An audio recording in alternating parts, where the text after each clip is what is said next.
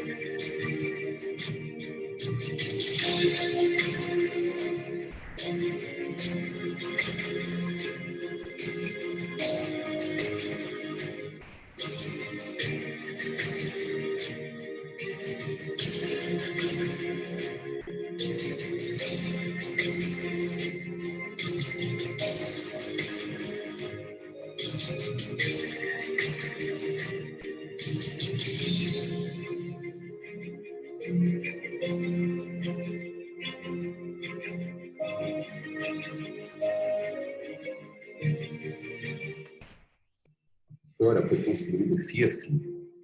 25 anos depois, mantemos o mesmo vigor, a mesma confiança e a mesma vontade. E é assim que vamos seguir em frente.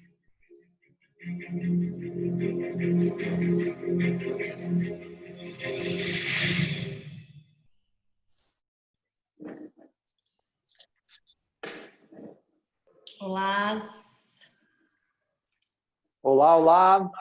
Oi, boa tarde, boa noite. Boa noite. Boa noite. Faltando o Roberto aqui. Olá, boa noite para todos. Sejam bem-vindos. É um prazer recebê-los aqui no nosso último dia do nosso evento, do nosso Inspira Trends. Seja bem-vindo, Roberto, Eduardo e Júnior. Obrigado. É um prazer recebê-los. É um prazer recebê-los todos que estão de casa acompanhando a gente, nossos clientes, representantes. E eu acho que hoje o webinar de hoje eu acho que vai ser muito proveitoso para quem está acompanhando a gente. Eu acho que os assuntos vão ser bem relevantes. E a gente está com 3 feras aqui do mercado têxtil, 2 maratonistas. Eduardo, você é maratonista também, Eduardo? Não estou nesse nível ainda. Então, tu equilibra comigo, então, porque nós temos 2 maratonistas aqui. E eu queria primeiro começar apresentando, né, vocês. O Álvaro Júnior, conhecido por Júnior por todos, ele é empresário, diretor da Diagonal Têxtil, ele atua no mercado têxtil há mais de 26 anos e é maratonista. O Eduardo é CEO da Black West, é empresário, palestrante, treinador, fundador do Costurando com Sucesso, que é uma empresa que treina, capacita donos e colaboradores do ramo têxtil. E o Roberto Vilela, que é um especialista nas áreas de gestão e estratégia comerciais, consultor empresarial, palestrante e autor de 2 livros, Em Busca do Ritmo Perfeito e Caçador de Negócios. Então, vocês estão vendo que a gente realmente está com um time, assim, 3 feras para a gente falar do assunto, viu? Eu pensei de vocês começarem dando uma palavrinha, assim, só para a gente começar, né? Boa noite para o pessoal e a gente vai fazendo umas perguntas. E aí, quem quiser também fazer pergunta de casa, pode mandar e depois a gente responde. E a gente vai fazendo um bate-papo. Combinado? Então, vamos lá? Júnior, você começa aí com a gente? Dando uma palavrinha? Vamos lá. Bem, é um prazer enorme estar com vocês aqui, nesse encontro hoje maravilhoso. Gostaria de passar esses minutos que vamos passar juntos aqui, podendo dar ou mostrar um pouco daquilo que eu aprendi nessa minha carreira de 26 anos aí, diante da Diagonal, de frente do mercado têxtil, e aprender com esses 2 feras aqui também. Prazer enorme estar com os 2 aqui, aprender um pouco para levar daqui para frente algo sempre muito produtivo, né?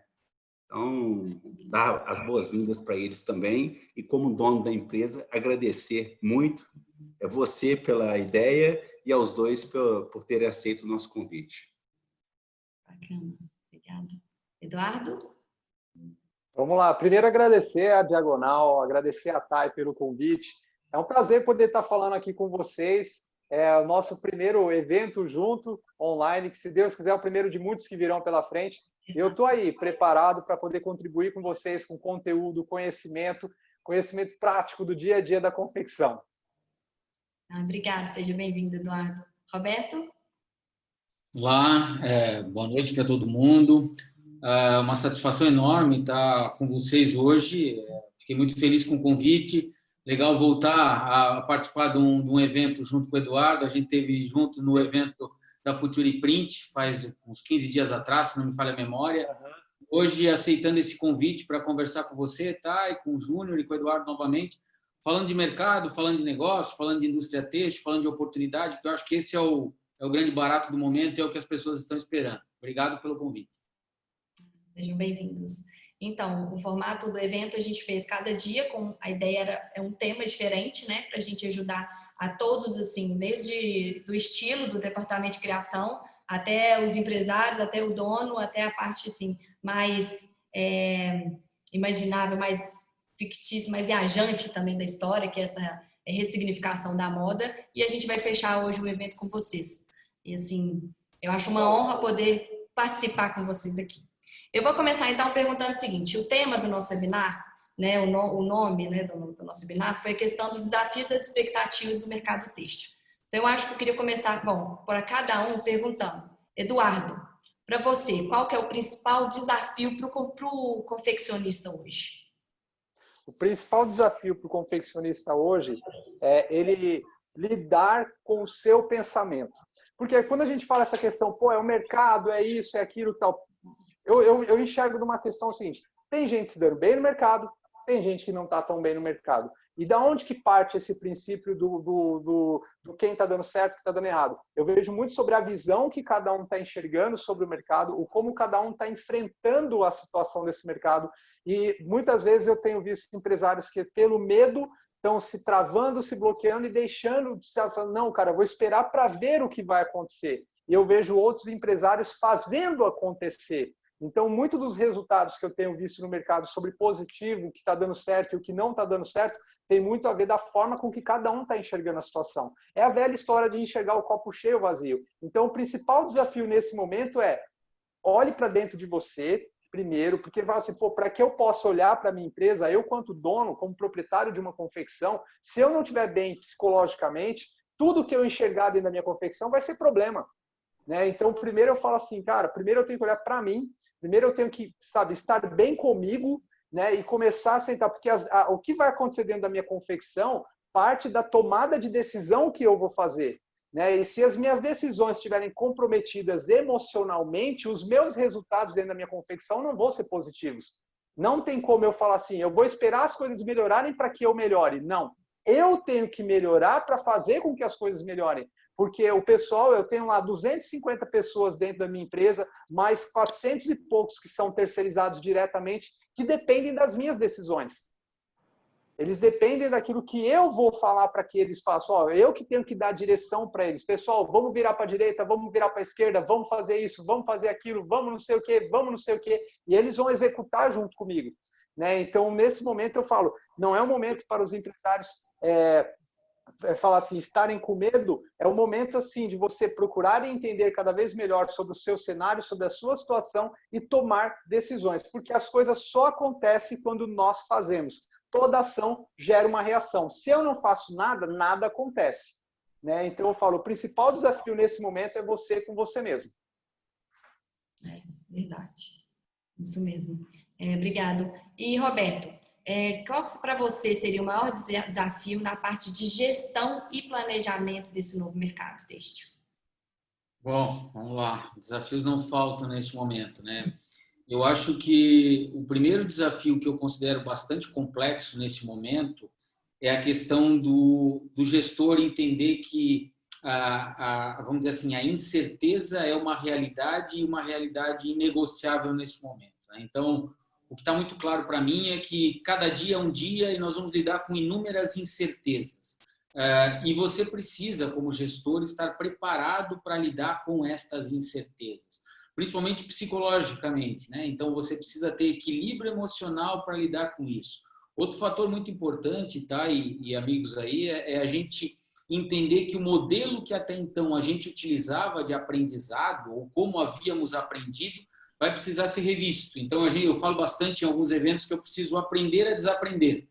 Ou seja, todos aqueles conceitos que até ontem, ou até 6 meses atrás, vamos lá, eram fidedignos, né, eram efetivos, talvez nesse momento não sejam mais assim. E aí, aquilo que o Eduardo falou, eu tenho que tomar uma série de decisões com base em situações que, de repente, até então eu não sabia, eu não utilizava, eu não trabalhava, e isso gera muita insegurança. Então, a gente compõe isso tudo com o cenário de mudança. A mudança ela é sempre meio trágica, né, e traumática, principalmente para o gestor. Né? O gestor está acostumado à zona de conforto, ele está acostumado a transitar naquilo. Se a gente fazer uma analogia com o esporte, com a corrida, que eu e o Júnior aí gostamos, é você tirar o atleta, ele corre naquela passadinha dele lá de 4,45 por quilômetro, de repente você propõe para ele fazer uma prova 4,20. Então, isso tira ele da zona de conforto, isso incomoda ele, isso é indigesto, isso faz ele sofrer. E a mudança nesse momento para o gestor é um sofrimento, porque ele sai de um status adquirido ao longo dos anos, onde estava tudo dominado. Ele sabia como agir, ele sabia como proceder, ele tinha o domínio e controle total. E, de repente, você coloca o cara para ele ter que fazer uma série de coisas. O exemplo clássico é esse,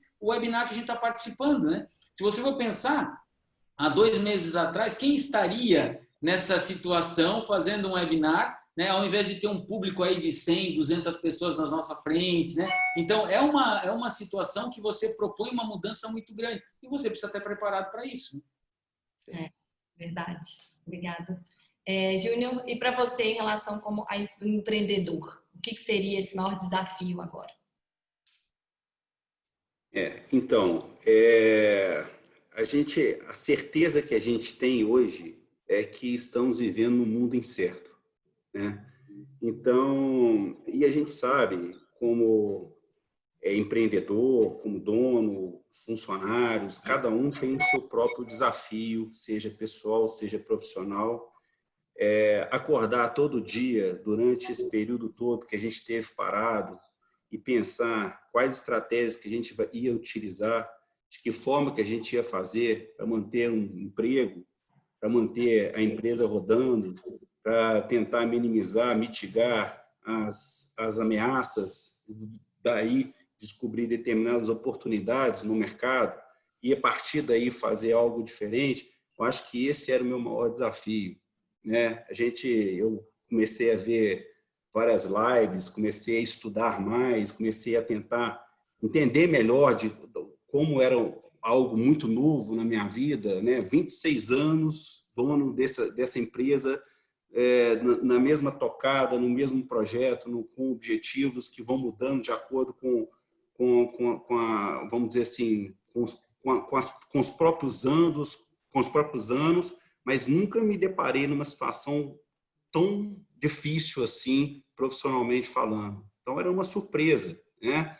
Então, mas, ao mesmo tempo, eu sabia que naquelas épocas aí, nas épocas de dificuldade, né, a história nos mostra isto, né, que nos momentos de guerra, né, a própria Nutella, por exemplo, surgiu na época da guerra para poder atender e dar energia aos soldados italianos. A própria M&M, que é a fábrica de chocolate americana, surgiu também com casca, né, para dar energia aos soldados americanos na guerra, mas de forma com que o chocolate não derretesse por causa da logística.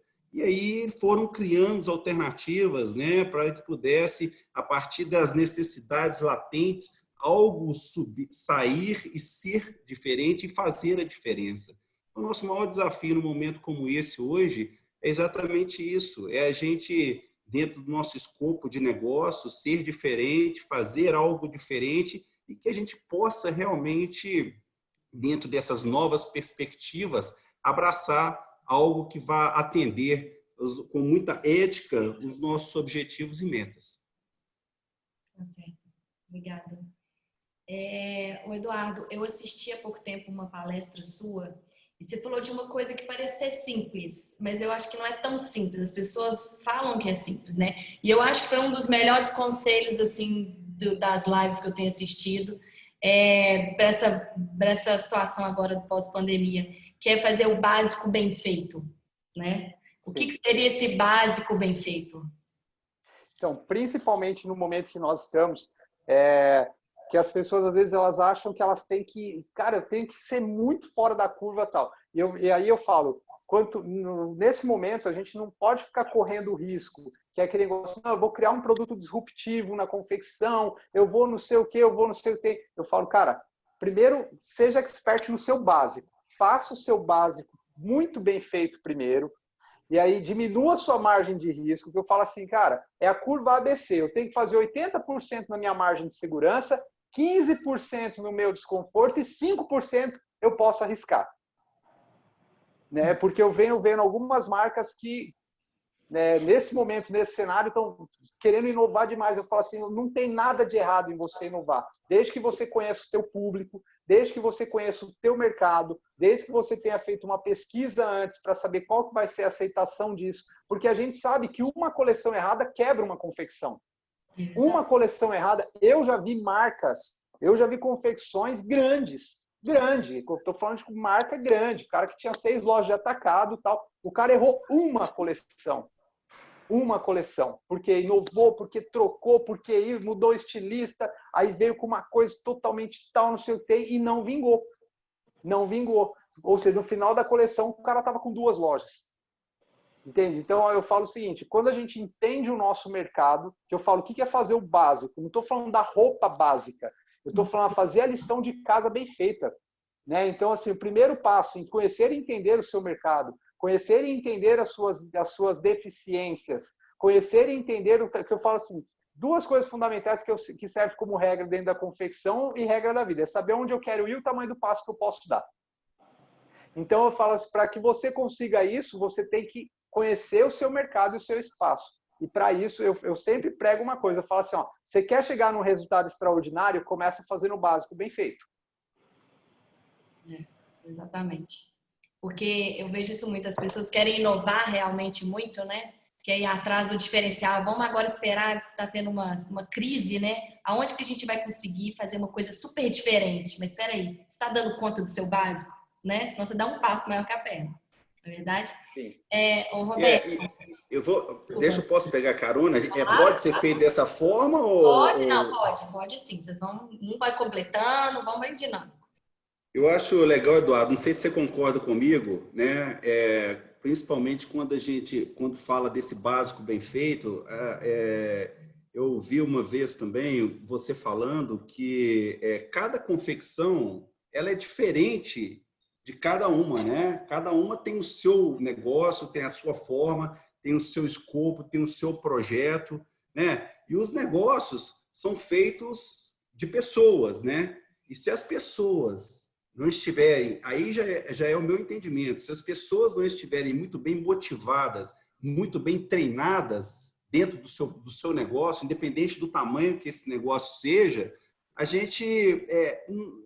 esse novo normal, né, ele não acontece, não adianta você ter uma plataforma online muito bem estruturada, não adianta você trabalhar com um Instagram top, uma rede social muito bem elaborada, se você não tiver uma equipe muito bem motivada e pareada de acordo com aquilo que você quer atingir, né? Então, é um básico que a gente trabalha bem feito, mas fazendo muito bem o dever de casa, né?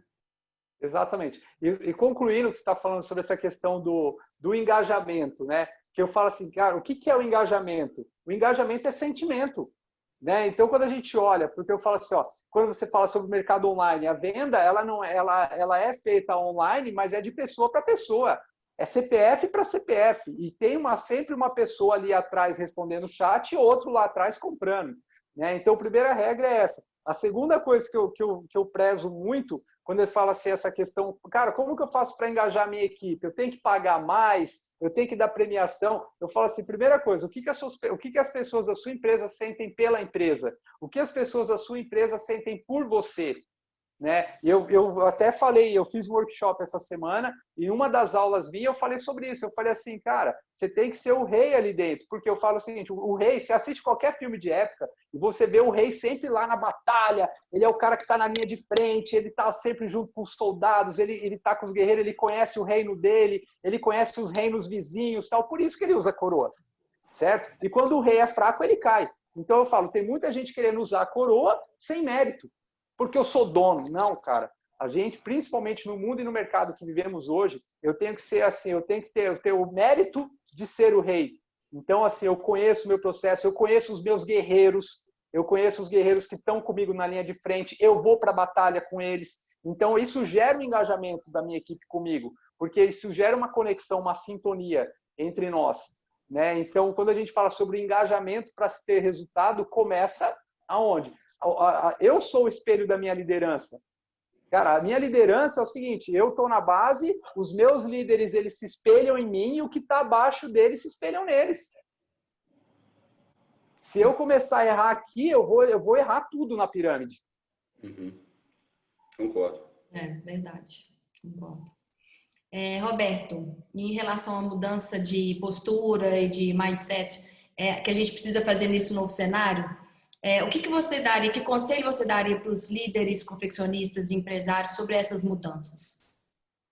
Eu acho que existem vários fatores importantes e que podem ser trabalhados, né? Então, acho que tanto o Eduardo quanto o Júnior agora entraram num ponto bastante oportuno, tá? Que é você falar de que a liderança sempre vai ser e sempre vai agir de maneira como referência para a equipe. Então, um gestor, um empresário, ele tem que entender que ele sempre é a vitrine do negócio dele. A postura dele é diretamente proporcional ao que o mercado vê da sua empresa e da sua marca e o que a equipe como um todo também vê da sua empresa e da sua marca. Então, é fundamental que o gestor, que ele entenda, né, o gestor máximo de uma organização, que ele continua sendo aquela organização mesmo quando ele está fora deste negócio. E tem pessoas que têm um pouco de dificuldade de entender isso, né? Então, isso é primordial. E, neste momento, mais do que nunca, eu tenho observado alguns empresários que outrora não estavam na linha de frente, que já tinham construído, né, uma equipe, né, fazendo essa analogia com o que o Eduardo fez ali com o rei, né, que nos filmes épicos, normalmente, os que têm sucesso, de fato, estão na linha de frente, os que não têm muito sucesso, normalmente, eles estão na retaguarda, sentados no trono, esperando que a grande maioria vá lá e vá na batalha. E nós tínhamos dentro dos negócios já há muito tempo, principalmente quando a empresa cresce, o líder, né, o gestor máximo, o CEO ou a CEO, se posicionando um pouco mais na retaguarda e deixando a equipe, seja comercial, seja de produto, ir para o campo. Neste momento de pandemia e na retomada pós-pandemia, o que eu percebo é a necessidade da volta desse líder ou dessa líder para o front, ou seja, para que ele possa de fato engajar a equipe, para que ele possa de fato fazer com que a equipe perceba assim, não, essa empresa tem dono, essa empresa tem uma dona, né? No sentido não pejorativo do dono, né, de quem manda, mas no sentido de que assim, ela tem uma imagem, ela tem uma referência. Então, eu tenho visto muito, nesse momento, alguns executivos e algumas executivas voltarem a visitar cliente, voltarem a negociar, voltarem a ligar para cliente, voltarem a fazer esse contato, né? Darem a cara literalmente para bater no processo, sem utilizar aqueles subterfúgios ou aquilo que é costumeiro, né? Quando a gente cresce, de ter um monte de anteparos, né? Um monte de pessoas no meio do caminho. E hoje o que eu estou vendo é isso, o cara está vindo para o encontro, o cara está vindo para o front, e isso é muito bacana, porque isso mostra não só humanidade no negócio, mas faz com que a equipe, mesmo passando por essa insegurança, essa incerteza toda que a gente falou, a equipe se sinta mais protegida, né? Porque aquela coisa, sabe, aquele sentimento de pai, né? Essa empresa tem um pai, essa empresa tem uma mãe, e a gente está protegido pelo pai ou pela mãe. Então, eu acho que essa talvez seja a grande dica. Vir para o front, né? Encarar. E mesmo que erre, é aquilo que o Júnior falou antes, a gente vai errar. Errou, beleza, mas fui eu que errei. E vamos acertar agora na próxima. É verdade. E, Júnior, diante dessas novas demandas e realidades, como que você está conseguindo superar? Né? Qual a estratégia que você teve foi mais decisiva assim, depois dessa crise? Quando você se viu que estava no meio do olho do furacão? Eu acho que uma das coisas que eu mais me preocupei foi exatamente olhar para dentro. E esse olhar para dentro, olhar de duas formas. Uma pessoalmente falando e outra profissionalmente falando. Pessoalmente falando, de uma forma de tentar me redescobrir, tentar me redesenhar, tentar me definir a nível de postura, a nível de liderança, a nível de approach, a nível de repente, ter que me tornar um pai maior, a nível de pensamento, como que eu quero manter o meu negócio e trabalhar dentro com o meu negócio, mantendo o emprego, mantendo as nossas unidades em Itajaí, em São Paulo e aqui em Belo Horizonte. Ou seja, dentro do ambiente de incertezas com o mercado parado. Então, a primeira foi esse lado, essa busca pessoal de tentar, com uma certa tranquilidade, com o melhor autoconhecimento, buscar o meu, como que eu posso falar, uma análise melhor, aí sim, do esqueleto da empresa. O que nós temos naquele momento? qual é o controle que eu posso fazer melhor da minha gestão num momento como esse. Então, aonde que eu quero focar?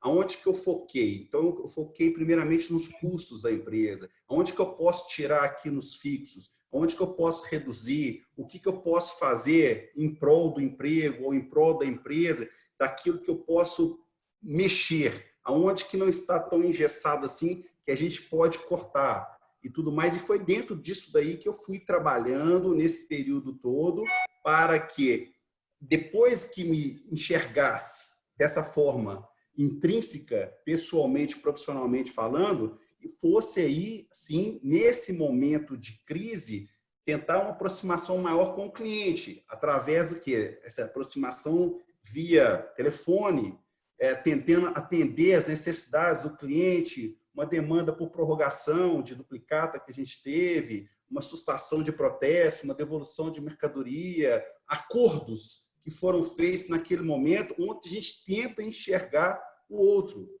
tenta se colocar, ser mais empático, tentando se colocar na posição do outro, para que a gente, porque eu sabia que naquele momento qualquer decisão mal tomada em relação aos nossos clientes, eu estaria atingindo o dia a dia do cara, sabe? Então, nessas horas, a gente tinha que, de uma certa forma, entrar numa relação ganha-ganha, né? Onde ele cedia de um lado, nós cedíamos de um outro, em prol de uma determinada união, para que a gente pudesse superar juntos esses desafios. Eduardo, muitos falam que no momento de crise, os momentos de crise são de oportunidade, né? E a gente sabe também que tem confecções, né, assim, que não estão ainda aprendendo a fazer o básico, né, bem feito, mas a gente sabe que outras já têm essa estrutura, já podem pensar na questão da inovação. Num momento como esse, o que você considera, o que você acha que seria um tipo de inovação? Bom, primeiro eu vou falar uma coisa que eu creio, que eu falo o seguinte: todo momento é momento de oportunidade. Quando a gente falar no momento da crise tem uma oportunidade, então eu vou ter que esperar ter uma crise para eu gerar uma oportunidade? Não, eu falo, cara, todo dia é o dia de eu gerar uma oportunidade nova na minha vida. É a mesma coisa de falar assim, teve que vir uma crise para as pessoas entenderem que existe um mercado online. Cara, o mercado online já estava aí faz tempo. O mercado online estava aí faz tempo, já tinha gente surfando essa onda faz tempo. Aí veio uma crise, aí todo mundo falou, não, agora eu vou para o online. Tem muitas marcas que nem sequer cuidavam direito das suas redes sociais, que sequer tinham ali uma frequência, isso, aquilo, tal, e estão perdendo espaço porque tinha aquela marca, às vezes, que era pititinha, mas que tinha uma baita presença no digital. Né? Tinha uma baita presença no digital. Então, voltamos lá no começo da nossa fala, que nesse momento fala assim, cara, como que eu vou inovar? Né? O como que eu vou inovar? Aí eu venho, por exemplo, o que eu fiz quanto inovação? Né? Eu falei assim, cara, eu não vou reinventar a roda, eu vou observar tudo o que está dando certo, vou trazer o que está dando certo para dentro da minha realidade e adaptar isso para o meu modelo de negócio. Então, a primeira estratégia que eu tive foi essa. Então, por exemplo, eu já tinha uma presença digital, tanto eu quanto pessoa física. Para vocês terem uma ideia, eu, Eduardo, aumentei 10 mil seguidores durante o período da pandemia. Então, assim, a minha presença digital, certo? As minhas marcas hoje, a gente tem ali, nós temos hoje 137 mil seguidores na marca, tal. Então eu já tinha uma presença digital, então a gente buscou ferramentas, estratégias, aí falou assim, eu vou bolar um e-commerce? Não. Então eu bolei estratégias, tal, não sei o que. Então eu enxerguei o mercado, eu vi que todo mundo começou a fazer anúncio no Instagram para divulgar roupa. O que eu fiz? Eu falei, cara, não tem ninguém fazendo anúncio no YouTube de roupa, tá todo mundo falando de financeiro, de não sei o que, mas não tem ninguém fazendo anúncio de roupa. Então eu fui para o YouTube, fiz parceria com youtubers em vez de fazer parceria com blogueiras, tal, não sei o que. Então eu criei, mas por que isso? Porque eu entendi o meu modelo de negócio. Eu entendo o meu modelo de negócio. Então, quando a gente fala sobre essa questão do inovar, é muito arriscado isso, porque a pessoa acha que o inovar é criar algo que não existe. O inovar é você fazer algo que já existe e adaptar aquilo para o teu modelo de negócio. né? E seja você um cara pequenininho ou seja você um cara gigante, né? E aí vem isso, porque quando você olha para empresas gigantes como Renner, como C&A, tal, não sei o que tem, porra, os caras deram uma lição para a gente, porque eles foram muito ágeis. Porque quando existe aquele negócio, quanto maior a empresa, mais engessada ela é. Eles quebraram esse paradigma, porque eles foram muito rápidos em se readaptar para uma nova realidade. Eles souberam se adaptar muito bem, muito forte no online. Tanto que eles tiveram curva de crescimento exponencial dentro do online, que eles não esperavam que isso fosse acontecer. Aí eles tiveram ali uma coisa muito, sabe, um boom muito gigante. E aí eles enxergaram um outro modelo de negócio dentro do online. Eles adaptaram todo o sistema de produção deles, para falar assim, ó, quando eu falo assim, ó, o ser rápido é o fast fashion. Não, esse é o novo slow fashion. Esse é o novo slow fashion. É eu conhecer o perfil do meu público e eu atender a demanda dele de uma forma muito rápida e assertiva. Que é mesmo falar assim, ó, o conjuntinho do moletom, que foi a febre do inverno. Cara, quem que estava preparado para esse conjuntinho de moletom? Ninguém. Só que quem foi mais rápido saiu na frente. Aí veio o negócio do tie-dye agora. Todo mundo tie-dye. Todo mundo tie-dye. Mas quem saiu na frente, entendeu? Estourou melhor. Mas para você entender isso, você tem que saber o seu público e tal. Então, quando a gente fala sobre o inovar, a gente não tem que buscar, de repente, cara, porque às vezes o cara fica pensando, cara, mas como é que eu vou inovar? Como é que eu vou inovar? Cara, calma, conheça o teu mercado, observe o que está dando certo por aí e traz para dentro da sua realidade. E faça do seu jeito. Que aí vem aquele negócio, feito é melhor que perfeito. Que aí muitas pessoas ficam esperando qual é o momento certo para eu fazer X mudança na minha empresa. Qual é o momento certo para eu fazer? Fala, cara, o momento certo já passou, foi ontem. Você não fez ainda por quê? O momento certo foi ontem. Você vai esperar o momento certo? Não existe o momento certo, existe a atitude certa. É eu tomar a atitude de fazer. E aí, com isso, é como eu falei aqui há pouco, tipo ação e reação. Eu vou fazer e algo vai acontecer. Então, só resumindo aqui a nossa pergunta. O inovar, gente, é você... Até vai ficar retrógrado, porque eu vou responder a mesma coisa. Que é assim, se conheça o que você faz, para quem você faz, e ali sim você vai inovar. Aí, só para completar, eu não quero estender minha fala, mas é muito louco o que eu vou falar agora. Tem muito confeccionista querendo inovar, trocando de mercado. Como assim? O cara ele trabalha com atacado, pronto, entrega, aí ele quer inovar agora, ele fala, eu vou colocar representante comercial.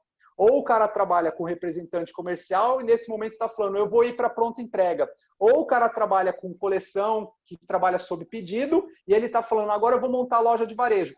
Times de produção totalmente diferentes. Custos totalmente diferentes. Sistemas operacionais totalmente diferentes. Então, esse tipo de inovação é o que pode levar uma confecção a falir.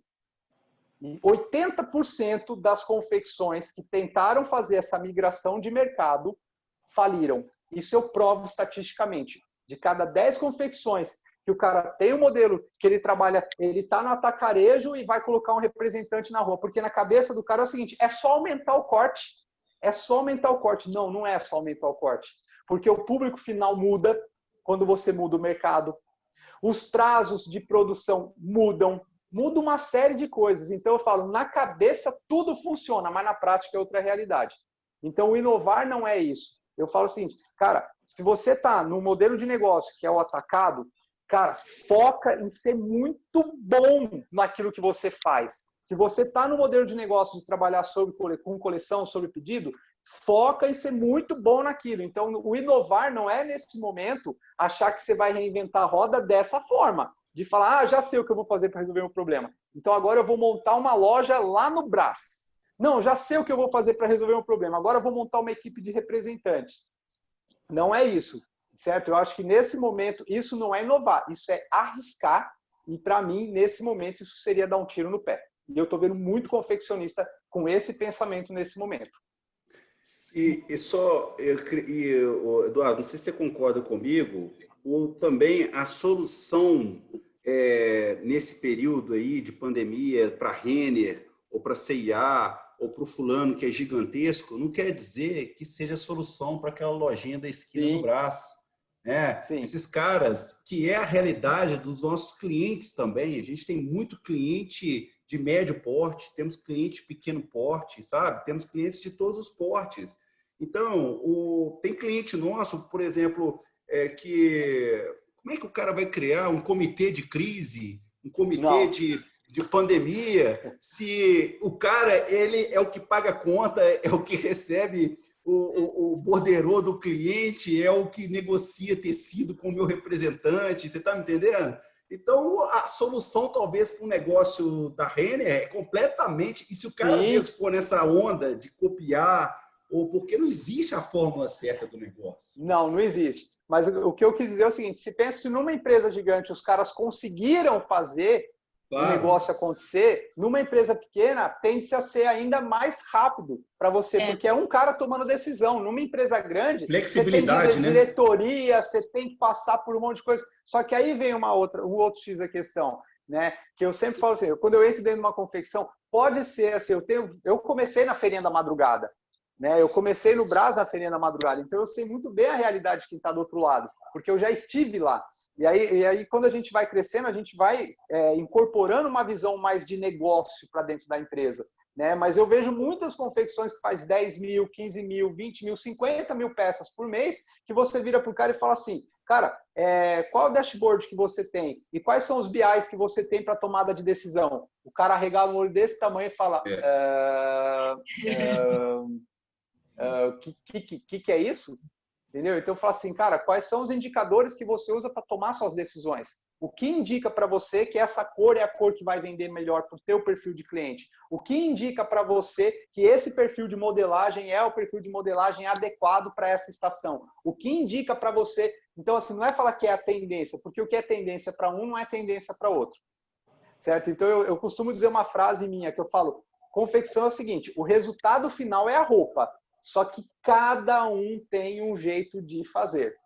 Cada um tem o seu jeito. Seja o pititinho, seja o grandão, cada um tem um jeito. Tem quem faz tudo interno, tem quem terceiriza tudo, quem faz meio a meio, tem gente que trabalha com coleção, tem quem trabalha sem coleção nenhuma, que trabalha na correria, é o que tem, é o que faz, é o momento. Tem gente que trabalha sobre pedido, tem gente que trabalha private label, é um multiverso de coisas. Então, quando a gente usa o nome confecção, cara, é um universo de possibilidades gigantescos. Existem várias formas de fabricar, existem várias formas de vender.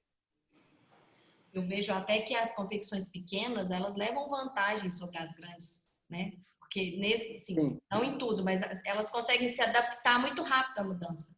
Que nem você falou, o tie-dye tá na moda. O tie-dye tá na moda, a pequena consegue ir rápido, produzir, não tem tanta burocracia para mudar no processo que uma grande empresa vai enfrentar. Então, ela consegue colocar daqui uma semana o tie-dye na lojinha dela. Sim. Né? Então, acaba que a gente vê... Por isso que realmente te impressionou tanto, eu também me impressiono, como que essas empresas grandes, tipo uma C&A e uma Renner, se adaptaram tão rápido. Porque a pequenininha, normalmente, ela leva vantagem em relação a isso, né? Sim, só que aí você vê, os grandes estão pensando como os pequenos. Os pequenos. Que já é uma mudança, né, de postura, né? Realmente uma mudança de mindset. E Roberto, a gente que estava, a gente considerado o nosso setor não é de primeira necessidade e a gente teve um impacto muito grande, né? A gente dormiu tendo uma carteira de clientes, tendo vários pedidos, a gente acordou com vários cancelamentos, sem saber se o nosso cliente estava vivo ou não estava vivo, sem o telefone tocando, e aí a gente ficou assim, aí, né? O que a gente vai fazer?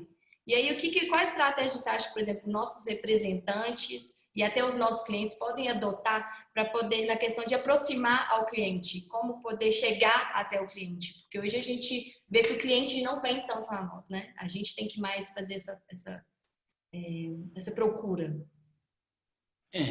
Na realidade, assim, a primeira coisa que a gente tem que ter ciência e é bom senso. Eu acho que a gente ainda está no meio de um processo que inspira cuidado, inspira atenção, e não é a gente entender ou acreditar que já passou. Não passou ainda e não adianta a gente ficar com uma expectativa muito exacerbada frente à vacina russa, que é digna de um certo gracejo, não vou dizer sorriso, mas um certo gracejo, porque reza a lenda que o Putin disse que até a filha dele tomou a vacina, né? E é muito relativo, meus amigos, ele deixar a filha tomar a vacina, né? Mas vamos lá. eu acredito que assim vai entrar em vigor, sim, a médio prazo, vacinas que vão minimizar esse impacto, mas não é de uma hora para outra. Eu acho que nós temos que ter bom senso, não é assim, virou a chave e todo mundo está imunizado. A gente ainda vai colher um reflexo desse processo por um longo período. Prova disso foi o cancelamento de uma série de eventos que outrora não seriam cancelados, como o Carnaval do Rio de Janeiro, o Carnaval de São Paulo, uma série de outras coisas, né? Ninguém ia fazer esse tipo de cancelamento se tivesse uma expectativa que na semana que vem estaria tudo resolvido. Então, acho que com base nisso, que é a primeira base, a gente tem que entender um representante comercial, uma empresa, alguém que vai fazer o contato com o cliente final, que o processo inspira cuidado, a abordagem ainda tem que ser extremamente cuidadosa e cautelosa, evitando o máximo de desconforto no momento que você chega no cliente, né? Não é chegar abraçando, né? Nós temos essa característica. Eu fiz uma convenção de vendas agora à tarde para uma empresa online, né? E avisando os representantes comerciais, né? A grande maioria dos representantes comerciais são calorosos, né? São afetivos, adora abraço, adora beijo, adora aquela coisa. A base relacional dele é esse calor humano. E neste momento ele tem que entender que você tem que vir com um lastro técnico mais subsidiado, ele tem que vir com mais conhecimento sobre o produto da Diagonal, com mais conhecimento sobre o produto que ele vende, e evitar. Ele vai lembrar que o cumprimento vai ser no máximo um soquinho, não vai rolar o beijinho, não vai rolar o abraço. E ele vai ter que conseguir cativar esse cliente e conectar com esse cliente por intermédio de algo aparentemente um pouco mais frio. É muito importante nesse momento, tá? E amigos que nos escutam, que você faça uma pré-venda, né? uma pré-abordagem com esse cliente, utilizando algumas ferramentas digitais, online, como a gente está utilizando aqui o Zoom, ou usando o WhatsApp, enfim, para você fazer um filtro e quando chegar no cliente, você ser rápido o suficiente. Aliás, isso é uma coisa que eu tenho falado muito. Mudou muito a velocidade, a percepção de tempo de todos nós. O fato da gente ter ficado limitado de muita coisa fez com que a gente valorizasse ainda mais o nosso tempo. Então, muitos são os empresários, acredito que o Júnior seja assim, acredito que o próprio Eduardo, quando atende representantes da empresa dele, também é assim. Ele não quer mais ver o cara espalhar assim abrir a mala de tecidos da Diagonal e dizer, olha, em 2 horas eu resolvo com você. 2 horas nada. Ele quer fazer isso em 15 minutos. Então, o seu representante precisa fazer uma anamnese, como se fosse um médico, para entender a necessidade do Eduardo, para fazer uma preparação para essa abordagem. Quando ele chega no Eduardo, ele já chega com o negócio pronto, para primeiro garantir a venda, o Eduardo se interessar, e aí, dependendo dessa relação, o Eduardo vai dizer, tá, mas me mostra mais alguma coisa que você tem aí. Ele tem que ganhar esses minutos adicionais por conta da estratégia que ele elaborou. E isso exige de todos nós, neste momento, uma releitura, uma percepção diferente de como até então a gente fazia. Não é simplesmente abrir a mala, né, e vamos lá, começa por aqui, vamos começar pela base. Não, cara, mudou. Então, acho que esse é um ponto. Outra coisa que eu digo muito, e eu estou acreditando muito nesse momento, tenho feito, é a gente, vamos dizer assim, revisitar um conceito das antigas. O Júnior, que é do mesmo ano que eu, a gente acabou de conversar antes e descobrir, que é pegar o telefone para ligar. Isso aqui, por incrível que pareça, serve para telefonar também, sabe? Serve para ligar. E não precisa só mandar mensagem de WhatsApp.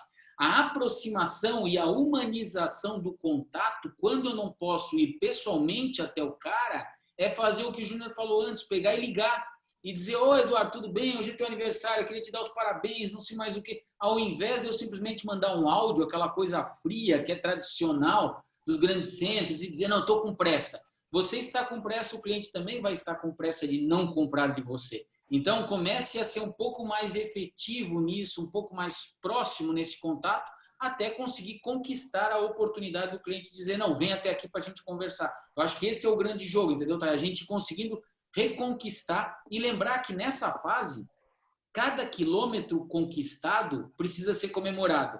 Cada venda feita, mesmo que menor, mas antes eu ia lá como representante da Diagonal e vendia 50 conto lá no Eduardo, agora eu estou tirando pedido de 5 pau. Beleza, mas é isso. Neste momento, comemoro os 5 conto. Vão ser 10 visitas de 5 conto para fazer os 50, mas é isso que eu tenho que entender, que é o novo modelo do momento. sabe, é uma releitura, é uma nova realidade para a gente. É como se a gente estivesse lá no jogo de tabuleiro, já estamos perto da linha de chegada. E por algum motivo qualquer a gente jogou os dados e deu lá, volte para o ponto de partida. Eu voltei lá, mas tem uma vantagem, eu já sei como é que faz para avançar. Beleza? Obrigada, amor. Júnior, na sua perspectiva, tipo assim, quais foram as principais mudanças perceptíveis nesse primeiro semestre de 2020? Eu falo mudança assim, mudança no geral, né? Que você vai ver, tipo assim, adoção, a gente começou agora a usar mais coisa online, mais virtual, né? Tipo, em todos os o que eu ia falar, né? Aqui esse encontro aqui é a maior prova da nossa principal mudança em relação à pandemia, em relação ao novo momento que vivemos, né? A gente até então, eu nunca, em janeiro, fevereiro, se você me perguntasse se no primeiro semestre a gente se depararia numa situação como essa, eu diria para você que nunca, né? Essa mudança, e também não deixa de ser um grande desafio, né? Eduardo, Christian e Eduardo e Roberto, os nossos amigos, não sei se vocês concordam comigo, mas, por exemplo, no setor têxtil é um setor muito peculiar, porque a gente também tem que saber como dosar essa questão do híbrido, vamos colocar o híbrido, né? Porque essa questão do digital para essa questão do pessoal. Porque nós estamos aqui falando, você acabou de falar, Roberto, a respeito de uma ligação, as pessoas se tornam carentes também. A gente mandava mensagem, né, de um parabéns, cara. O parabéns era mandado por WhatsApp, você não ligava mais. Mas por quê? Porque de repente você sabia que daqui a uma semana você encontraria aquela pessoa e daria um abraço nela, ou seja lá o que fosse. A gente estava perdendo determinados conceitos que a gente adquiriu lá atrás, antes das inovações tecnológicas, etc. E agora, no nosso mercado têxtil, por exemplo, como lidar numa situação onde é importantíssimo que os nossos clientes, que o estilista das confecções, eles toquem os tecidos. Como é que eles vão comprar se eles não viram o tecido, o caimento, de que forma que ele vai modelar aquilo ali, qual a ideia que ele vai ter em cima daquilo ali. Então, esse é um grande, uma grande mudança de mentalidade, onde até que ponto que a gente pode fazer esse approach com uma certa antecedência, até que ponto que a gente pode fazer, Roberto falou muito bem, essa pré-venda, né? Essa demonstração de que forma até o ponto da visita, da chegada e o toque, porque senão não compra, a gente não consegue, na distribuição de tecido, a gente não consegue ter essa venda online que o Eduardo sabe muito bem, que é muito que se faz, que os caras no varejo se dão muito bem em relação a isso, mas no atacado, na distribuição, para nós, é muito complexo. É uma situação muito complexa. Então, uma das grandes mudanças foi exatamente isso. A gente trouxe para cá, fizemos o nosso lançamento na segunda-feira de uma forma muito bacana, né? Tivemos um encontro ontem também, ou seja, um lançamento de coleção totalmente digital, totalmente virtual, onde também conseguimos, com um custo muito mais baixo, atender, de repente, abranger um número maior de clientes, áreas do Norte, Nordeste, Sul, Centro-Oeste, Sudeste, enfim, onde todos puderam ter a condição de assistir o lançamento da nossa coleção, enfim. E agora é tentar trabalhar dentro dessas novas possibilidades, as nossas pessoas, os nossos de uma forma muito bem treinada, muito bem capacitada, um equilíbrio entre o digital e o presencial. Eu acho que isso daí é trabalhar em cima dessas mudanças. E, Eduardo, você vê alguma outra mudança assim, bem perceptível assim, desse primeiro semestre, tirando essa parte, né, do digital, que a gente foi obrigada a se adaptar? Muito se fala sobre a questão do... Primeiro eu vou fazer um adendo, né, na questão que o Roberto falou, inteligentemente, a gente estava falando sobre essa questão da necessidade, se a roupa é essencial ou não, né? E eu fico pensando assim, eu falo, cara, roupa não é essencial, mas se você sair sem roupa na rua, você é preso. Aí eu falo assim, roupa não é essencial, só que quando você elege um político, a primeira coisa que ele recebe é uma verba para comprar roupa, sabe? Então, existe eu falo assim, essa ordem inversa sobre o que é a roupa, né? De falar assim, não, a roupa não é um bem essencial. Não, pera lá, meu amigo. É essencial, sim. Roupa, ela faz bem para a saúde, ela faz bem para a autoestima, ela faz bem... Roupa é fundamental. Nem dentro de casa as pessoas andam sem roupa, né? Então, assim, a gente tem que olhar muito para porra, eu pensei, não, é essencial sim, cara. É essencial sim. E aí, quando você fala assim, pô, a mudança, né, que a gente fala assim, pô, quais são as principais mudanças? Pô, muito se fala sobre esse negócio assim, sobre o novo comportamento de consumo e não sei o que tem. Eu sou muito pragmático, eu falo assim, cara, as pessoas têm memória curta. As pessoas têm memória curta. Não quer dizer que o Covid não vai deixar marcas, não vai deixar feridas. Claro que vai. Só que eu falo o seguinte, na forma do consumir, na forma do não sei o que tem, quando as coisas voltarem ao normal, né? E aí fala assim, vai existir o novo normal?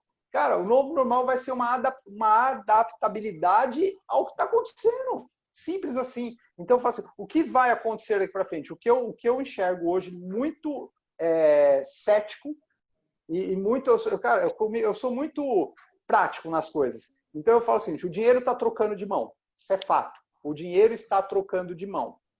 Então, o que fala assim? O que muda daqui para frente? O que muda é o dinheiro trocando de mão. Então, você tem empresas grandes que vão ficar pequenas, empresas pequenas que vão ficar grandes, você tem profissões que estão surgindo e que tendem a crescer muito, você tem profissões que vão deixar de existir. Então, vai haver essa oxigenação, né, financeiramente a gente falando. E aí, quando a gente fala assim, cara, o que muda? O que muda agora é um cenário novo baseado nesses conceitos. E o que eu enxergo dentro disso tudo? Eu falo assim, cara, eu começo a olhar, eu entendo para quem, o que eu faço, para quem eu faço, como eu vendo e para quem eu vendo. Então eu começo a olhar o quê? Eu estou olhando o que os meus concorrentes, digamos assim, estão fazendo de errado e eu estou vendo o tanto de concorrente meu que está perdendo espaço de mercado. E o que eu estou atento? Eu falo, esse tanto de cliente vai ficar carente. Então eu me antecipo em buscar esses clientes para mim. Eu me antecipo em buscar esses clientes, em fazer o quê? O melhor para esses caras. Né? Então, quando eu falo sobre essa questão, né, do que vai acontecer, assim, do normal, que é esse dinheiro trocando de mão, e aí eu vejo muitas confecções que perderam crédito de mercado, muita confecção que está engessada, muita confecção que não sei o que tem, e eu falo, pô, quem que era a carteira de cliente desse cara, como é que ele atendia, o que ele atendia, não sei o que tem, e eu estou buscando o cliente deles. Simples, eu estou me adaptando a essa nova realidade e estou preparado para encarar ela. Então, quando eu enxergo esse novo normal, entre parênteses, é muito disso. É você entender o que está acontecendo e quem se adaptar mais rápido vai sair na frente. Tá certo. E você, Roberto? Bom, eu vejo como talvez complementando, né, porque já foi muito bem elucidado tanto pelo Júnior quanto pelo Eduardo, eu acho que eu destacaria como uma mudança interessante desse primeiro semestre o retorno dos craques ao jogo. Né? Quem são os craques? Né? Os líderes mesmo, né? Os gestores. Tinha muito craque que não jogava mais, já estava com essa chuteira pendurada, estava naquela situação assim, eu deixo a galera jogar da minha equipe, do meu time, e eu não jogo mais. O fato de eu ver novamente muito diretor, muito CEO ligando para cliente, voltando a negociar, fazendo o que o Júnior falou antes, né? Vendo cada situação, voltando a mergulhar de cabeça no seu negócio, entender a realidade do seu cliente, entender os detalhes do seu negócio, eu vejo isso de uma forma muito positiva. Eu acredito que faz com que haja uma percepção mais efetiva de como funciona a sua empresa, uma percepção muito mais, vamos dizer assim, consistente das novidades e do comportamento da sua empresa.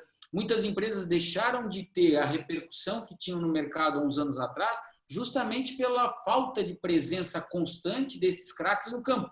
Eles estavam deixando a coisa acontecer, e não que quem estava jogando não era bom, mas não tinha o mesmo brilho, não tinha a mesma imagem, até porque quando a gente fala de confecção, que é o objeto maior aqui da nossa discussão, a grande maioria delas, salvo raras exceções, elas começaram ou com alguém costurando, que foi o fundador na primeira geração, ou é aquela senhora que começou costurando e daqui a pouco ela virou o ícone da marca, ou aconteceu isso com o cara, e assim sucessivamente. De repente, aquela imagem, né, que era a imagem de referência da empresa, ela não aparece mais. E aí, quando o cliente recebe uma ligação e quem está do outro lado, é o Eduardo da Black West, poxa, é o Eduardo que está ligando para mim, não é a secretária, o assistente, não sei mais o que tal. Não que essas pessoas não sejam importantes, há que se deixar bem claro isso. Entretanto, faz uma diferença muito grande. Essa relação é muito importante. Para o mercado, eu vejo isso de uma maneira muito legal. E outro fator que eu considero muito importante é essa percepção que todos nós passamos a ter com relação a tempo. Como o tempo é importante, como ele não volta. Sabíamos disso, mas mais do que nunca ficou evidente, né, que o tempo não volta. E o que aconteceu nesse ciclo aí de 5 meses, nós não vamos recuperar. A mesma coisa com relação ao tempo que, porventura, a gente desperdiça com coisas menos relevantes. Então, acho que a gente aprendeu bastante e vai continuar aprendendo nesse processo. É verdade. Eu queria fazer um adendo ao Roberto. Eu acho importantíssimo, né, Roberto? Acho que a palavra também que resume isso que você acabou de falar brilhantemente é o engajamento, né, cara? Os líderes, eles que realmente querem fazer acontecer, eles realmente estão cada vez mais engajados nos processos como um todo. Trazer, né, os seus gestores para perto, de forma com que a gente consiga lapidar melhor o nosso maior tesouro, que são os clientes, né, e que são os profissionais, os colaboradores que trabalham conosco nessa vitamina toda, nessa equação toda. Eu acho que é um grande desafio que a gente tem daqui para frente e é algo que tem que ser cada vez mais construído. Não pode ter mais essa hierarquização, né, essa verticalização, vamos dizer assim. A coisa ela tem que ser, as decisões têm que ser tomadas de forma mais rápida, as coisas têm que ser mais horizontalizadas, os negócios têm que ser mais próximos, as pessoas têm que estar mais unidas, as pessoas têm que estar mais envolvidas e engajadas em propósitos e metas que estão realmente consistentes e que vão dar uma razão de ser para nós daqui para frente. Legal, é isso mesmo. Eu vejo 2 obstáculos hoje, assim. Eu vejo difícil, acho que para a gente como importadores de tecido, e para o cliente, para o confeccionista e atacadista, porque hoje a matéria-prima ficou cara, né? O dólar subiu muito e o nosso produto ficou caro. O cliente não valoriza o nosso produto, né? Porque ele, tipo assim, pegou numa outra realidade e além de para a gente ter a dificuldade da venda, tem a confecção que tem a dificuldade de pagar o que a gente consegue, tipo, o preço que a gente consegue colocar.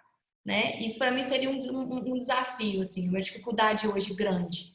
E a segundo seria que a gente, até acho que o Eduardo já começou até a comentar disso, mas que a gente não sabe qual que é o perfil dessa nova forma de consumir, né? Como que esse novo consumidor.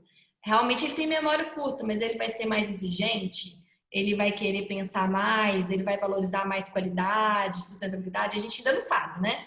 A gente vai estar se preparando, mas não sabe.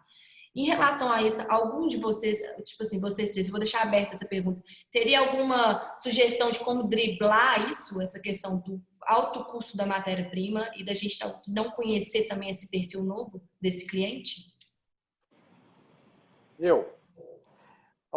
O que eu comecei a entender dentro do meu mercado, dentro da minha fábrica, é que, assim, vai existir uma guerra de preços, isso é óbvio, porque vai ter muita empresa que vai estar desestabilizada, não sei o quê, tal.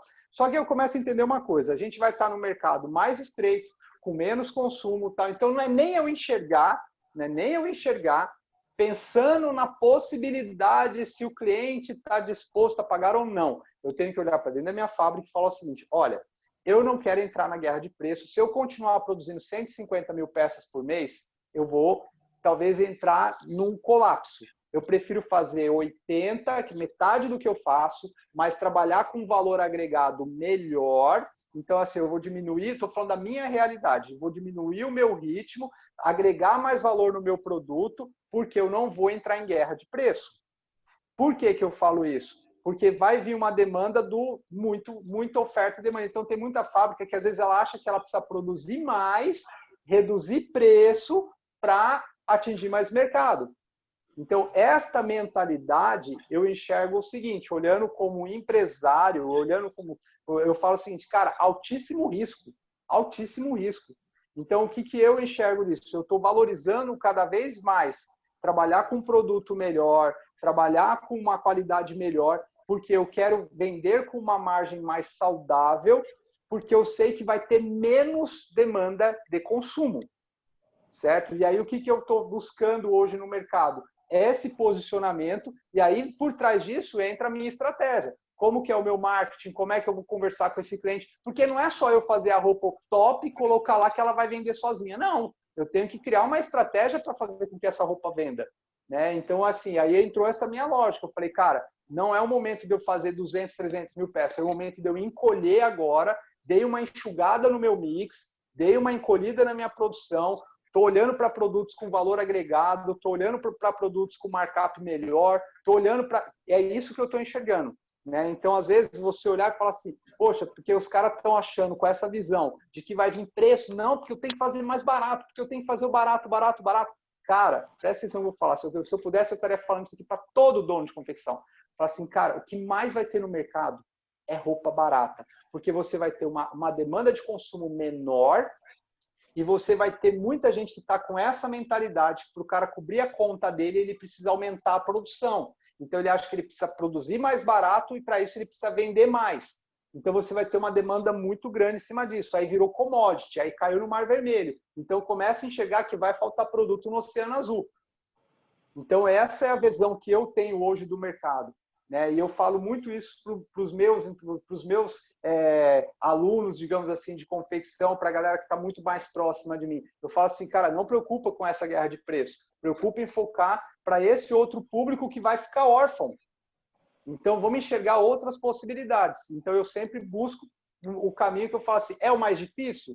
É, só que tem menos gente disputando esse mercado. Bom, aí, até só para adicionar, né? Eu acho que existe sim uma possibilidade muito clara de você agregar valor no seu produto, que nem o Eduardo falou, e você vender bem neste momento no mercado. Existem vários fatores que mostram isso, claro que não é aquele volume todo, mas para começar, as viagens internacionais, por um longo período, elas vão ser menores. Tá? Mesmo que elas sejam liberadas, elas vão ser menores. Então, aquele consumidor que outrora comprava sua roupa em Nova York, comprava sua roupa na Itália, ele vai comprar aqui no Brasil. Então, as marcas que se estruturarem para vender esses produtos no Brasil com a qualidade percebida, com um marketing bem feito, com um posicionamento condizente da sua marca, com conhecimento e lastro técnico para justificar que está usando um tecido muito bem estruturado e tudo mais, ela vai vender. Eu não tenho dúvida com relação a isso. Então, é tudo uma questão de como você vai se posicionar. Esse cliente vai valorizar a qualidade? Vai, porque ele estava acostumado a comprar qualidade lá fora e vai buscar essa qualidade no mercado interno. Então, é um momento de muita oportunidade para quem fizer um produto, lógico, com um equilíbrio entre preço e qualidade, não, obviamente, que em descompasso completo, mas é uma oportunidade sim. E eu não acho que a gente deveria se preocupar em tentar fazer, concordo com o Eduardo, com o produto mais barato nesse momento. Vai ter muita gente brigando por isso, vai ter muita gente morrendo justamente por causa disso. Então, na realidade, é hora de você fazer um produto bem feito, pensando no consumo do seu cliente, lembrando que cada vez mais o on-demand cresce. O que é o on-demand? As pessoas querem se diferenciar, tanto é que a customização é um negócio presente há muito tempo. Isso não só com as mulheres, mas como os homens também estão se preocupados em ter uma roupa alinhada com o seu perfil. É o lance da barba, é o lance de um monte de coisa que começou a evoluir nos últimos anos. A tatuagem. Então, é legal que você observe esse comportamento do consumidor que tende a querer sair menos, mas comprar coisa confortável, com consistência, com sustentabilidade, enfim. É como você monta o seu discurso. Mas eu acho que tem muita chance, sim, da gente vender produtos bons e ter um mercado consistente com bons produtos. Eu quero acrescentar mais uma coisinha aí. A minha mulher, ela trabalha com consultoria de compra. Então, ela assessora grupos de lojistas para fazer compra aqui no Brás, certo? E aí, esses dias, ela chegou com os produtos aqui maravilhosos, tal, que ela comprou lá no Shopping Valtier, ali na região da Valtier. E aí a gente estava conversando justamente por isso, que ela comprou umas roupas top e não foi roupa barata, não. Que ela comprou lá na banca. Ela comprou roupa de 80 conto na banca e ela estava falando para mim. Ela falou assim, amor, eu cheguei lá com as minhas clientes, tal, não sei o que tem, e tipo assim, a gente mal deu tempo de pegar o produto. Mal deu tempo de pegar. Olha a lógica do negócio, tá? O cara vendendo na banca um produto de qualidade, um produto top, com valor com que ele estava vendendo pelo mesmo preço que o cara de um shopping top está vendendo. E o produto do cara chega e acaba, chega e acaba, chega e acaba. E os outros que a gente estava conversando, eu e ela, e os outros que estavam vendendo as peças de 5, de 8, de 7, todo dia estão lá vendendo de 5, de 8, de 7, entendeu? E esse cara que tem a roupa de 70, 80, vendendo no mercado popular, do popular, é o cara que está fazendo a diferença. Olha fala assim, a ilógica disso. Né? Mas talvez essa seja a nova lógica do que a gente está falando aqui. Talvez isso vire uma oportunidade, né? Dessa alta, né? Vira uma oportunidade. E aí... no nosso caso aqui especificamente, eu estrategicamente, o que eu fiz? Eu peguei aquele estoque que a gente tinha e que nós recebemos ainda no dólar antigo e dei valor, priorizei mais a venda do nosso estoque antigo com preço mais acessível para uma retomada dos nossos negócios e, em paralelo a isso, lancei algumas perfumarias com um valor agregado mais alto, porque o nosso negócio é diferenciado, então lancei algumas perfumarias com valor agregado de forma que a gente componha um mostruário que o cara não assuste com a nova realidade de preço num dólar de 5,40 e, ao mesmo tempo, ele tem a opção de comprar algo que foi tirado no dólar de 4,30, 4,40. E a gente estamos, né, nesse período de retomada, conseguindo não só alcançar aquele que, de repente, quer algo diferente, com valor agregado, novidade, perfumaria, que vai te dar um pedido menor, mas também aquele outro que não faz tanta questão assim de ser a novidade, mas naquela hora ele quer priorizar por razões profissionais, estratégias comerciais dele, priorizar o preço. Então a gente conseguiu, de uma certa forma, agradar gregos e troianos aí nessa brincadeira. Ótimo. Eduardo, em que momento você acha que uma empresa está preparada para o e-commerce? Se não está preparada ainda, começa. Nunca vai estar preparada. Primeiro, qual que é a diferença da venda física para a venda online? Porque é diferente. O representante que vende lá fisicamente, né, presencialmente, ele não sabe vender online, né? É diferente. Qual que é essa diferença? Quando que uma empresa está preparada? Eu falo assim, todo mundo acha que site vende sozinho. Site não vende sozinho. Então, eu vou ser bem rapidinho aqui. Quando você vai montar uma loja, você tem o aluguel, você tem que pagar um ponto, você tem que contratar, você tem que pôr um sistema, você tem que contratar um gerente, você tem que contratar vendedor. Então, a primeira regra que eu falo para todo mundo que quer começar a vender online, o online é a mesma coisa. Se você não montar uma vitrine bacana, se você não investir em tráfego, se você não colocar gerente, se você não colocar vendedor... É uma outra empresa dentro da empresa, né, Eduardo? Exatamente, é uma outra empresa dentro da empresa. E aí, muitas vezes, acontece o quê? Mal o vendedor é capacitado, em termos técnicos, para fazer atendimento presencial e ele põe o mesmo vendedor para fazer o atendimento online, pelas vendas que vêm através do Instagram, através do WhatsApp. Aí ele não entende que é o seguinte, não existe um roteiro para abordar esse cliente, não existe nada. Aí, vamos supor, você tem aquela vendedora que costuma falar, oi, amiga, vem cá na loja, entra aqui, não sei o quê. Quando ela vai para online, ela atende do mesmo jeito. Ela atende do mesmo jeito, ela atende com as mesmas gírias. Se ela não tem um português bom, ela vai escrever do jeito dela, que não é errado, mas é o jeito dela escrever, tal, não sei o quê. Então, existe tudo isso que, assim, o mercado online, para quem não entendeu o jogo do online ainda, aí o cara começa a falar o seguinte, pô, cara, mas eu não consigo acertar no online. Aí ele não entende. Aí ele acha que o quê? Eu preciso colocar uma blogueira. Eu preciso... Não, cara. É o que eu falei aqui no começo da nossa aula aqui hoje. Eu falei assim, faz o básico bem feito, cara. Faz o básico bem feito. entendeu? E o básico é você entender o que é o online. E aí a outra coisa que eu falo, tipo, o online não é o e-commerce, que é o que quase ninguém entende. Não é o e-commerce, ele começa no WhatsApp. Ele começa no WhatsApp, o cara não consegue nem fazer uma venda bem feita, bem definida no WhatsApp. Aí do WhatsApp ele vai para as redes sociais. O e-commerce é a terceira etapa. É a terceira etapa. Mas o online começa na venda do WhatsApp.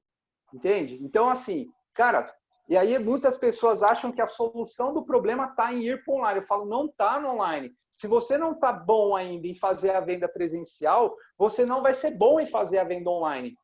Né? Uma coisa está totalmente ligada à outra. O que eu falo ser bom? Não estou falando em número de faturamento, estou falando na organização. Se você não é organizado para fazer uma coisa, você não vai fazer a outra organizada. E aí a conclusão, você vai acabar errando muitas vezes no outro lado. E aí eu vejo muitas confecções que estão depositando esperança. A esperança, sabe? Tipo aquele negócio, cara, a minha salvação está no online, eu tenho que ir para lá. E ele não entende todo esse processo. E às vezes ele está depositando ali as últimas esperanças dele, o último capital dele e não sei o que, para chegar naquele momento. E a probabilidade de frustração vai ser muito grande.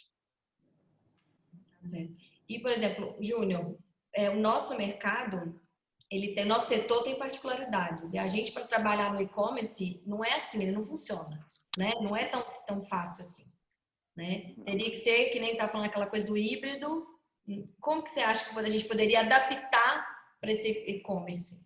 Assim, eu acho que... a venda digital.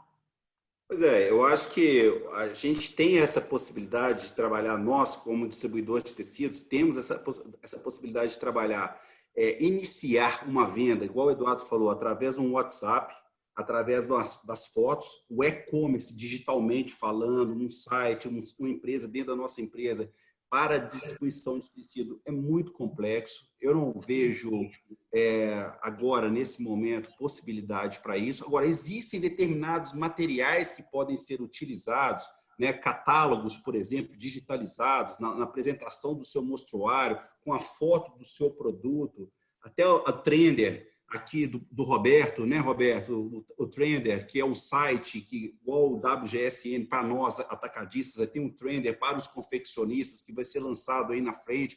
Ou seja, o cara tem condição, você entra com a vitrine digital dos seus produtos, o cara tem condição, amanhã eu quero tecido para conjuntinhos de alfaiataria. Ali, daqueles fornecedores que estão cadastrados naquele site, ele vai ter toda a visão de todos os produtos que podem compor a coleção dele. Ou seja, criar esse tipo de alternativa para, pelo menos, dali tentar algum tipo de start para que haja uma comunicação para com a empresa, para que a empresa possa mover os seus profissionais para o front.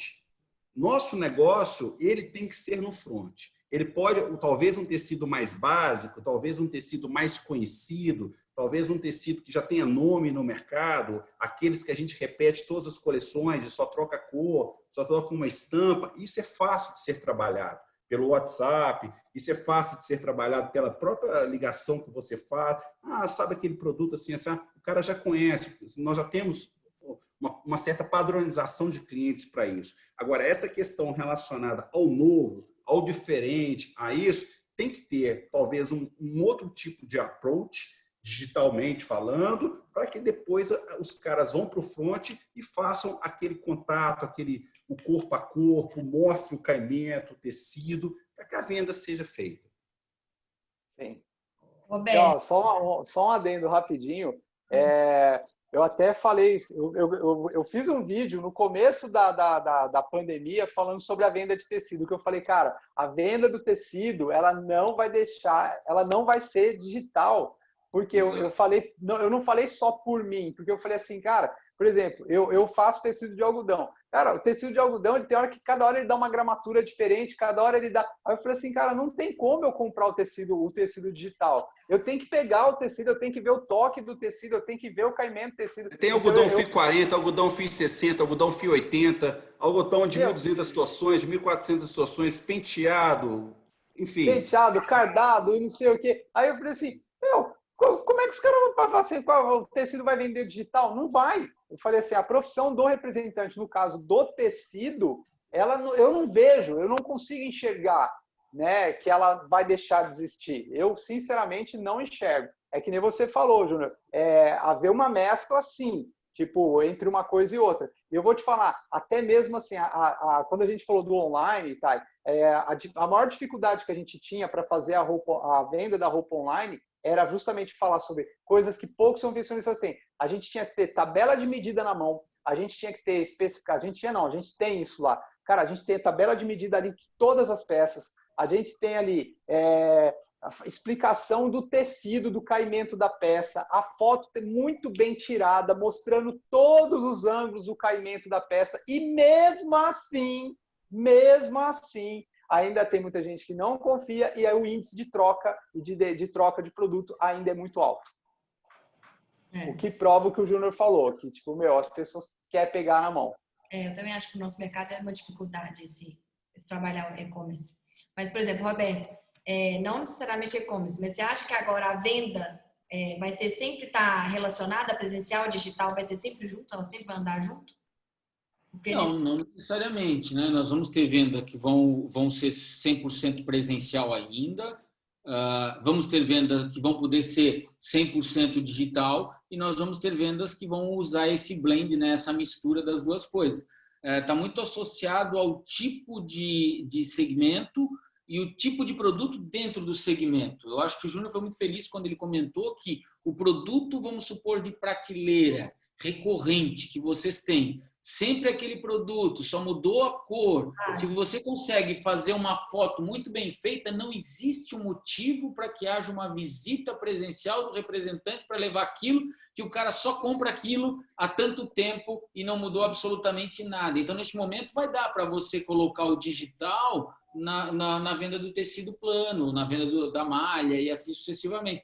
Então, acho que essa combinação vai estar muito associada, tá, e amigos, ao produto que eu vendo, ao contexto que eu vendo. O Eduardo falou um negócio interessante. A confecção, ela era sempre uma incógnita no digital, já desde o passado, né? As pessoas compravam um CD numa loja de e-commerce ou de uma forma online, compravam um livro, mas não compravam uma roupa. Por que não compravam uma roupa? Justamente por todos esses atributos que foram comentados aqui, né? Caimento, a fidelidade da cor e assim sucessivamente. Mas o que fez acelerar principalmente o processo de consumo de alguns itens como roupa no online foi a velocidade e a capacidade de troca das lojas. Então, se eu consigo comprar do Eduardo e ao mesmo tempo deu um problema, ele troca e consegue fazer isso com agilidade, eu mesmo sabendo que talvez eu vá ter que fazer o uso desse subterfúgio que é a troca, eu compro, se tiver algumas vantagens que me são convenientes. Por exemplo, eu estou numa região, não tem uma loja dele, eu vou ter que comprar no online. Mas talvez a decisão de eu comprar no online dele ou comprar presencialmente aqui em Blumenau de um outro que faça algo similar ao que ele faz, mas que não é a marca dele, vai ser a capacidade de troca, a logística. Existem outros fatores hoje, tá, que são muito importantes para validar uma venda online, além, obviamente, de todos esses que a gente já falou. Então, eu acredito muito que cada caso é um caso e que vai ser observado. Mas eu tenho plena convicção que o crescimento das vendas digitais, e está certíssimo que foi falado pelo Eduardo, né, que começam no WhatsApp ou vão lá pelo Telegram, que agora é a nova coqueluche por causa do volume de coisa que você consegue despejar, né, para as pessoas, ou se ele vai pelo Instagram, ou se ele vai pelo Facebook, ou se ele vai pelo LinkedIn, ou se ele vai pelo... Enfim, tudo isso, essa composição toda, ela está muito associada ao tipo de produto que a gente vai vender. Mas eu vejo um crescimento, sim, de vendas e acredito que em alguns mercados, talvez ela se torne única e exclusivamente online. Existem situações que vai ser difícil de retomar o presencial. E aí a gente pode citar coisas como própria passagem aérea, né, como reserva de hotéis, e aí você vai pegar um monte de outras coisas, o próprio livro. Existem mercados que o pessoal vai sofrer muito para voltar para o presencial, se assim o desejar, porque o cliente já se acostumou, né? Pense que nós temos aí uma quantidade significativa de pessoas com mais de 60 anos, que neste momento são meio que proibidos de transitar, porque são grupo de risco plus, E esses caras que não usavam ferramentas digitais começaram a usufruir disso, fizeram perfil no Instagram, fizeram perfil no Facebook, começou a comprar algo além de pizza, né, usando uma ferramenta digital. E aí esse cara começou a ver assim, pô, posso ficar aqui em casa de pantufa e posso comprar uma roupa da Black West, posso ficar aqui em casa de pantufa e comprar tal coisa. Será que esse tiozão aí vai querer voltar aí na loja? Eu não sei, eu acho que dá para pensar. Eu acho que vai ter uma mudança, assim, nessa forma de consumo. E nesse a gente, acho que todo mundo concorda, né? Que realmente, assim, igual era, muitas coisas, igual empresa, né? Muita gente tem empresa que vai preferir agora trabalhar, os funcionários ficam em casa trabalhando de home office. Tem empresa, tem setor como o nosso, a gente já não consegue, a gente precisa estar presencialmente, a gente pega no tecido e tudo. Então, assim, é uma nova realmente visão de mercado, a gente vai se adaptando. E para a gente fechar, então, o nosso bate-papo agora, eu comecei perguntando de desafio, né, desse novo mercado têxtil. Então, eu queria finalizar agora, qual a expectativa, né, que cada um tem, e aí finalizar com uma lição que vocês tiraram dessa transformação que a gente está levando agora, né? Então, o que você vê como uma expectativa para esse novo mercado, né, como uma coisa positiva para esse mercado novo, e o que vocês tiram de lição desse momento de transformação? Júnior? Eu te falo o seguinte, tem aquele filme, né, do Rocky Balboa, depois daqueles episódios lá que ele ganha um título, o cara pergunta para ele, ganha um campeonato, o cara pergunta para ele qual foi aqui que ele se dá, né, aquela vitória. Ele diz o seguinte: eu conscientizei que não importa a força que o meu soco defere ao meu adversário, mas sim a quantidade de porrada que eu tomo na cara sem cair. Então, eu acho que isso nada mais é do que resiliência, né? Isso nada mais é do que a capacidade que a gente tem aqui, que a gente teve de passar por essas dificuldades todas, de tomar esses tapas todos, esses socos todos, de uma certa forma, em determinados momentos, fraquejar, porque isso faz parte da nossa áurea, a gente talvez titubear, mas nunca desistir, né?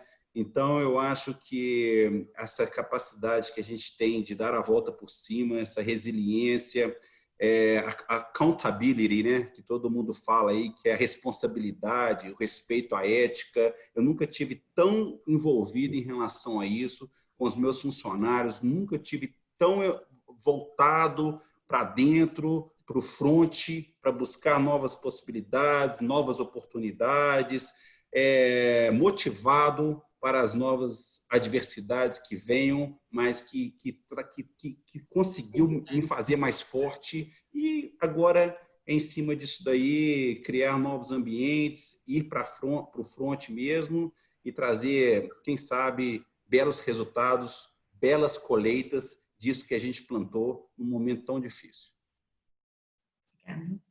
Eduardo? Bom, expectativa, para mim, ela é o seguinte: óbvio que assim, eu não sou eu não quero tampar o sol com a peneira e falar que está tudo maravilhoso, não, mas eu estou vendo muita empresa se dando bem.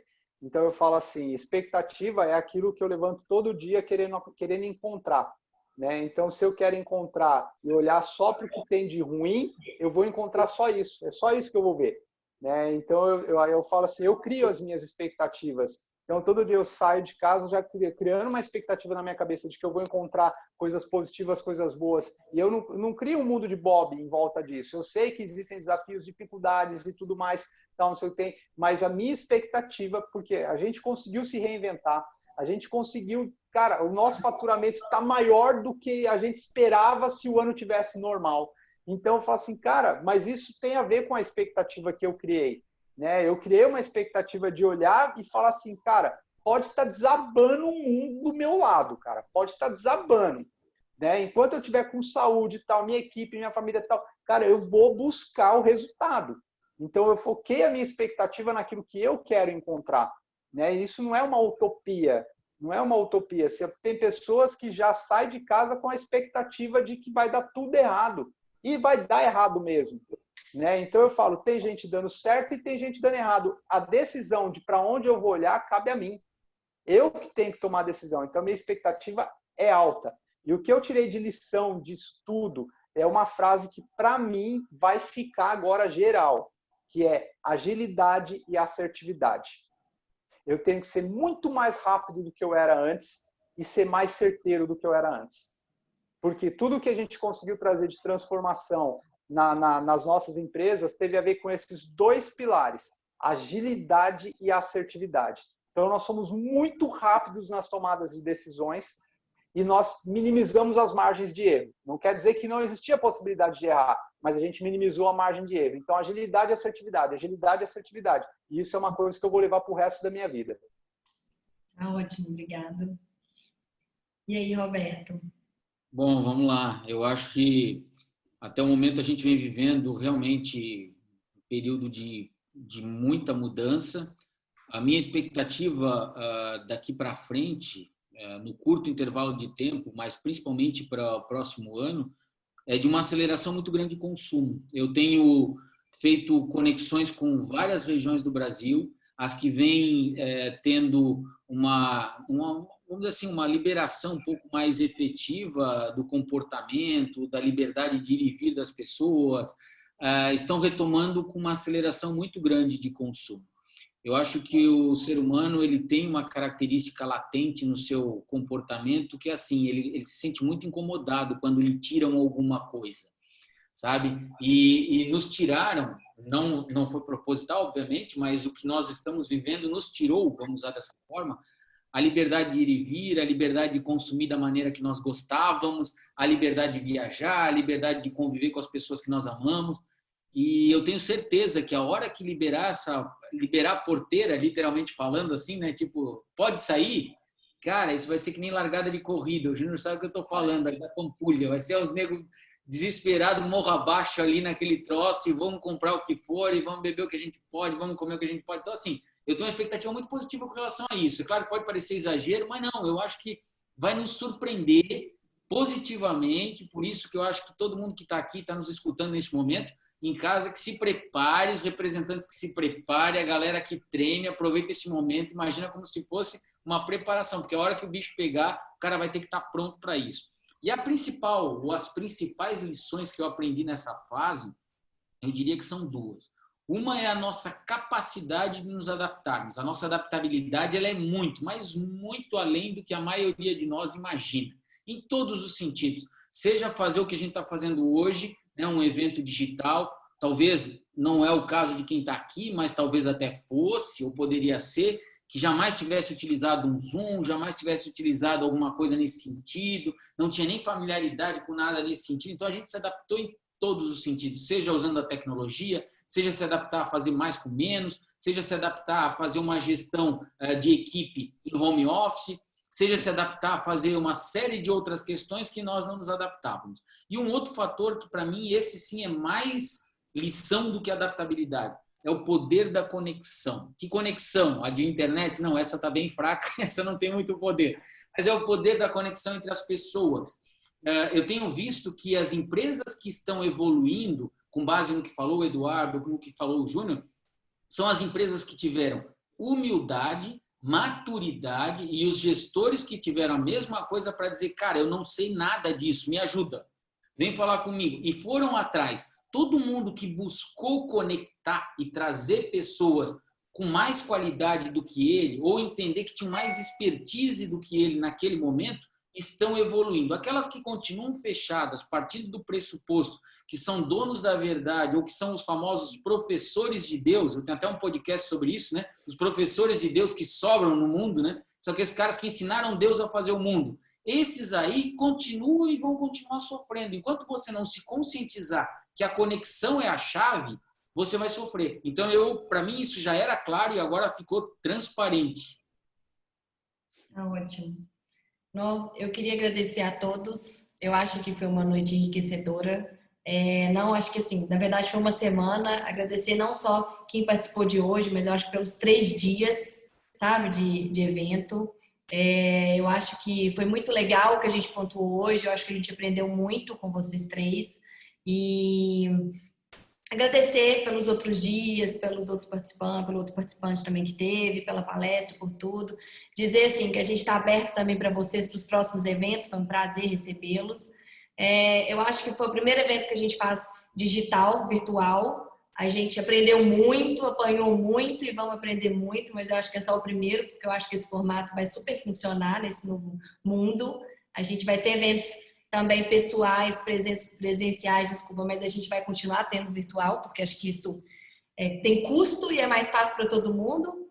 E eu acho assim, foram 3 dias de muita reflexão, muito aprendizado, para mim principalmente, e dizer que estamos juntos, e é isso mesmo, eu acho que a gente vai dar a volta por cima sim, eu também estou muito esperançosa, né? Tem uma frase que fala assim, viver é ter trabalho, então movimente-se, não é? É a gente fazer a diferença e ir atrás, correr atrás. Obrigado, boa noite a todos e até o nosso próximo Inspira.